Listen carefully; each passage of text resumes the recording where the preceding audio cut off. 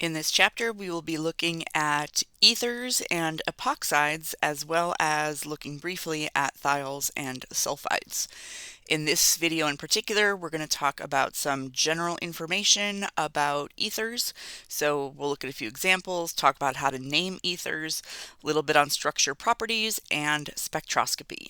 It's important to remember that an ether is a functional group with a carbon-oxygen-carbon bond, but ether can also be used as a shorthand name to describe diethyl ether. Ethers will exist in linear forms, in cyclic forms. We can have diethers, triethers, polyethers, so there's a lot of variety in the structure of ethers. To name an ether, you can either use a functional class name in which the ether is named as an alkyl-alkyl ether, or you could use a substitutive name in which an ether would be named as an alkoxy-alkane. So looking at the first example, we have an ethyl group and an ethyl group. So to name this using the functional class name, it would be ethyl-ethyl ether or diethyl ether. This is also commonly referred to as ethyl ether, and in some cases it's just called ether. To use the substitutive name, this would be ethoxyethane. So we're naming it as if this is our base and this is a substituent. The next example could be called methyl ethyl ether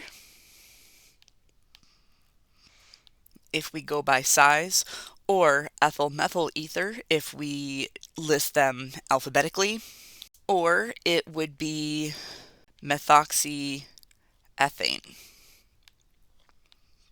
because we name the methoxy group as a substituent and ethane is the base name. So naming it as an alkoxy-alkane, typically you would use the larger alkyl group as the base and then the smaller one would be the substituent, but you're allowed to bend the rules a little bit if it's just more convenient to name it the other way. When we look at the cyclic ethers, these have names that are not at all systematic. This one is called oxane. This is oxolane. And this is oxirane, but nobody really knows those names. More commonly, this one would be called ethylene oxide because it can be derived from ethylene, CH2CH2, but still that's a common name. Later we'll talk about how to name epoxides. This can also be referred to as a pyran and a furan, and you will see sugars, for example, can exist in a pyranose form and a furanose form. Right, so sugars are polyhydroxyaldehydes or ketones, but they can exist in a cyclic form, and because 6-membered rings and 5-membered rings are pretty stable, then you will commonly see glucose, for example, as a pyranose and as a furanose. So just know the basics when it comes to naming ethers, and then you can use the book as a resource for anything that gets more complicated. Let's consider the structure of ethers, but first let's compare them to water and to an alcohol. So in each of these cases, the oxygen is sp3 hybridized. So an sp3 hybridized atom wants to have angles of 109.5, but we can think about the structural requirements as if lone pairs want to have more space. So the lone pairs take up extra space and they can compress these bonds a little bit so that in water we have a bond angle of 105. In methanol, now we've got a bond angle of 108.5. So the lone pairs want some space, but the alkyl group demands more space. In dimethyl ether, the alkyl groups take up more space, so now this has a bond angle of 112 degrees. And then with di-T-butyl ether, here we have a bond angle of 132 degrees. So it doesn't matter how much those lone pairs want extra space, this big bulky alkyl group, it requires a lot of space. In Chem 104, we spent a lot of time talking about conformation of alkanes as well as cycloalkanes. What we saw was that the fully staggered conformation is the most stable conformation. So at any instant, most molecules will exist in the fully staggered conformation. Now, there's still rotation around all of these bonds, so at any instant, even though the most molecules will exist in the fully staggered, other molecules will exist in an infinite number of other conformations. Just like the fully staggered conformation of an alkane, an ether also prefers the fully staggered conformation. Cyclohexane likes to be in a chair conformation because this minimizes different types of strain, while a cyclic ether also likes to adopt a chair conformation. And again, this is very important in terms of sugars because the sugars are going to adopt a particular chair conformation that is the most stable conformation. But this also then determines the overall shape of a larger molecule that's based on sugars.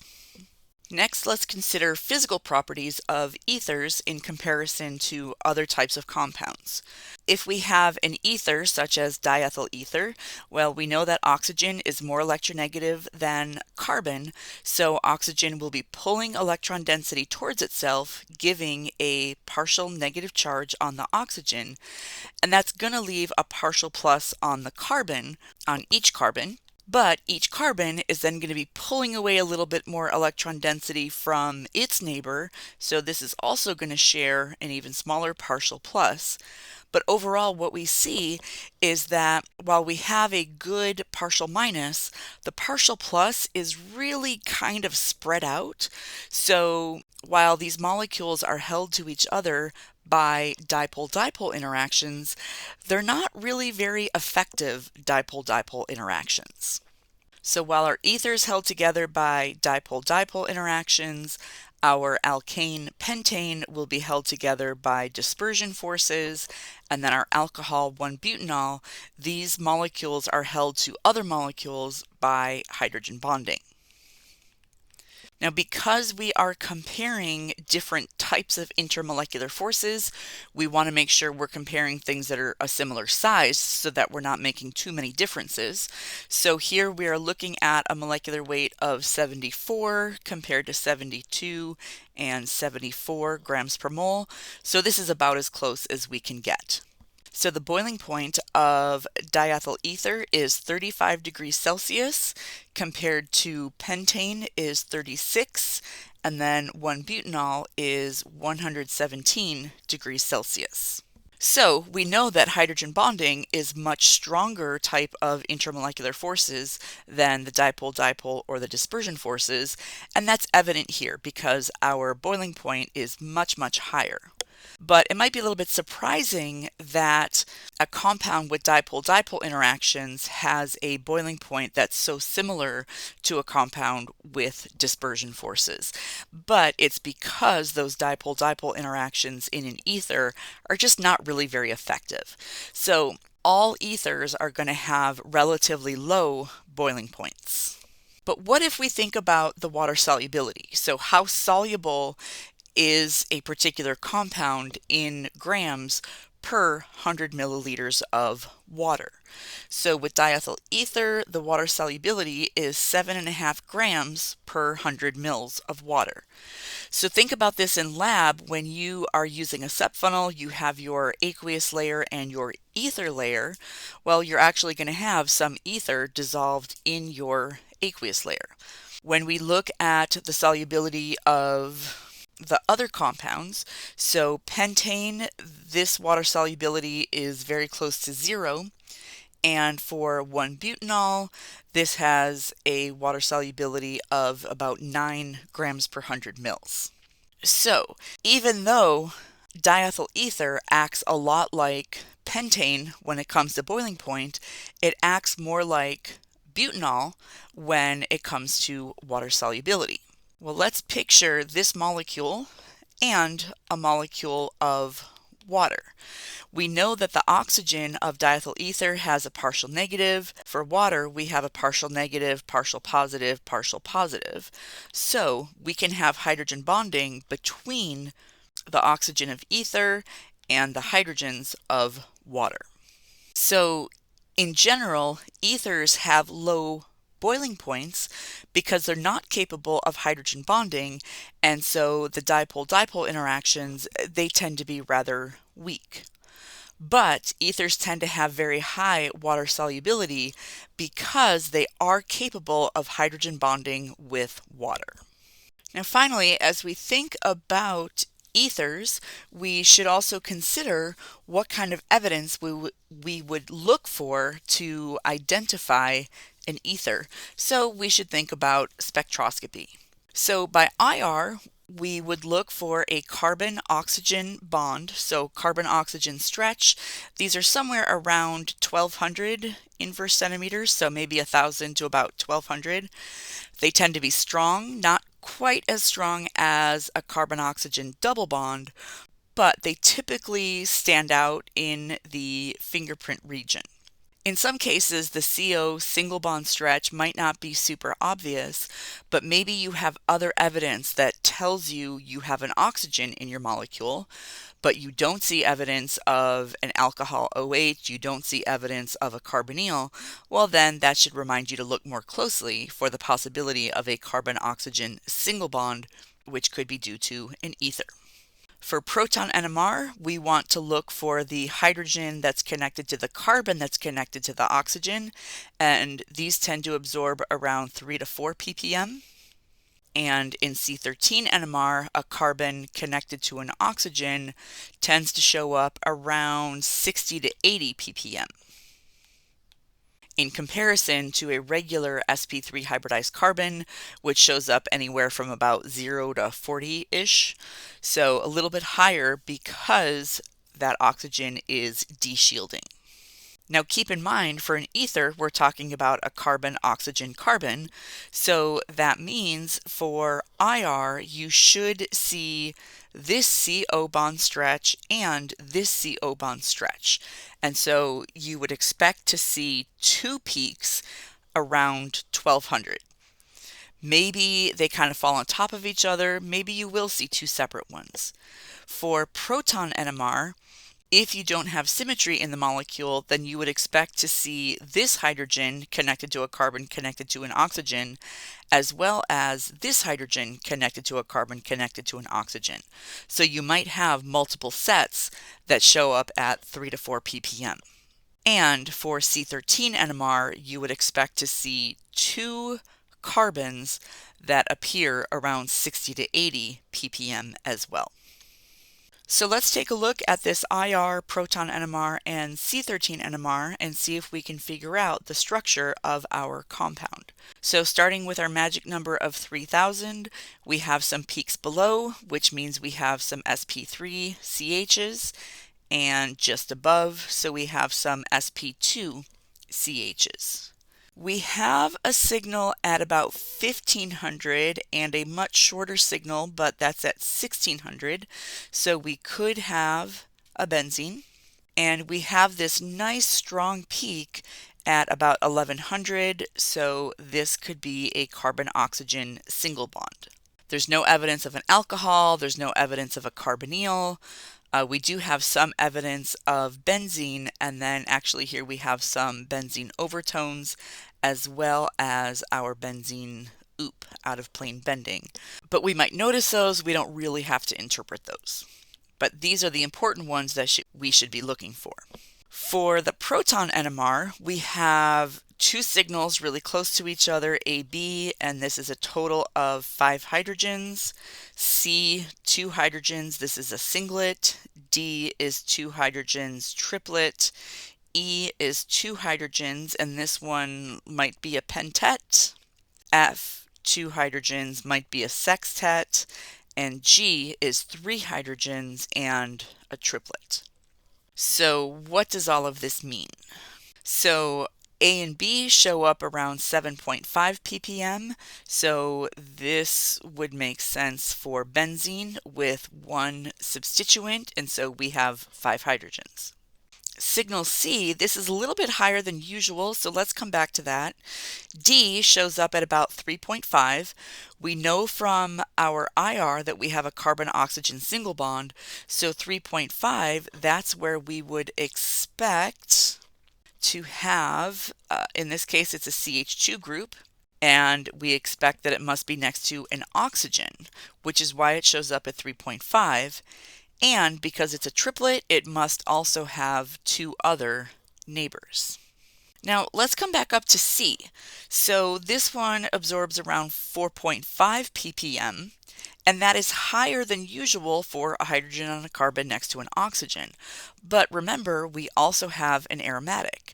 So if this CH2 group is deshielded both by an oxygen and by the benzene, then we would expect it to show up even higher than 3.5 ppm, and so that makes sense at 4.5. Furthermore, this set of hydrogens doesn't have any neighbors, so it makes sense that it is a singlet. Looking at signal E, this is a CH2 group and it has a lot of neighbors. It's around 1.5, so it's further removed from anything electron withdrawing, so it's almost a typical CH2. Next is another CH2, lots of neighbors, and then finally we have a CH3 with 2 neighbors. So let's see if we have enough information to put this all together. So we have benzene, and then benzene must be next to this CH2 group, which is connected to an oxygen, which is connected to a CH2, CH2, CH2, and CH3.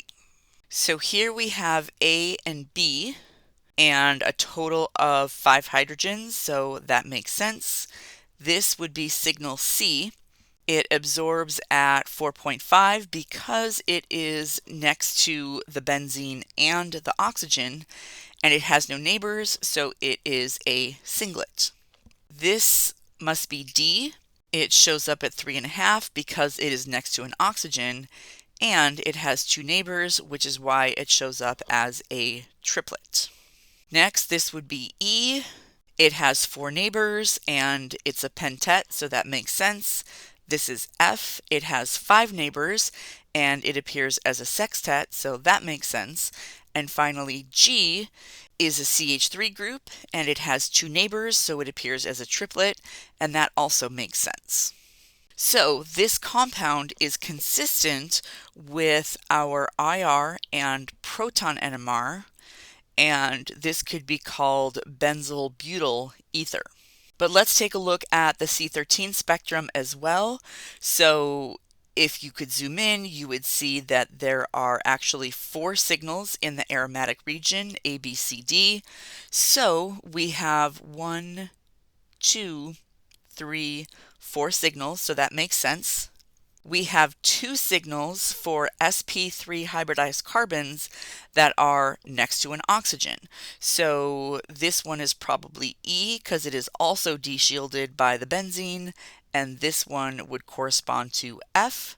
And then finally we have G, H, and I, which are all typical sp3 hybridized carbons.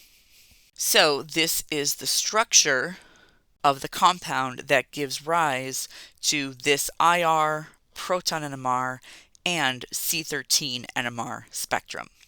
So this takes care of our general information on ethers, and in our next video we're going to take a look at the preparation of ethers.